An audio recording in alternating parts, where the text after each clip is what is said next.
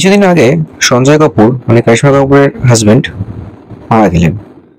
53 বছর বয়সে তিনি মারা গেলেন। কেন মারা গেলেন না, তিনি লন্ডনে থাকতেন, তো সেখানে পোলো খেলছিলেন। পোলো খেলতে গিয়ে তার গলায় একটা মৌমাছি ঢুকে গেছিল, আর সেটা গলায় আটকে যায়। তার ফলে তার শ্বাস নিতে অসুবিধা হচ্ছিল। তারপর অক্সিজেন কমে গিয়ে তার রেসপিরেটরি সিস্টেমের উপর ইফেক্ট ফলে এবং তারপর কার্ডিয়াক অ্যারেস্ট হয়। তাহলে ভাবুন, যে লোকটার 14,256 কোটি টাকার মালিক, প্রচুর সম্পত্তি, সেই লোকটাকে একটা সামনের বড় হসপিটালে নিয়ে গিয়েও বাঁচানো গেল না। সময়টা খুব ইম্পর্টেন্ট।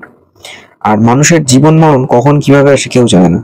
কয়েক হাজার কোটি টাকার সম্পত্তি হয়েও সঞ্জয় কাপুর কিন্তু মারা গেলেন এভাবেই, একটা অদ্ভুত রিজনে, গলায় মৌমাছি ঢুকে গিয়ে। 2003 সালে যখন কারিশমা কাপুরের সাথে বিয়ে হয়েছিল, তারপর থেকে সঞ্জয় কাপুরের সাথে খুব একটা বনিবনা হচ্ছিল না, মিসআন্ডারস্ট্যান্ডিং। ইনফ্যাক্ট কারিশমা কাপুর 498 একটা কেস করেছিলেন যে তার উপর ফিজিক্যাল টর্চার করা হয়, মারধর করা হয়।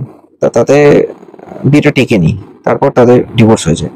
কারিশমা কাপুরের একটা ছেলে একটা মেয়ে রয়েছে, তারা মুম্বাইতে থাকে। ব্রিটিশ নাগরিক সঞ্জয় কাপুর বাইরে থাকতেন।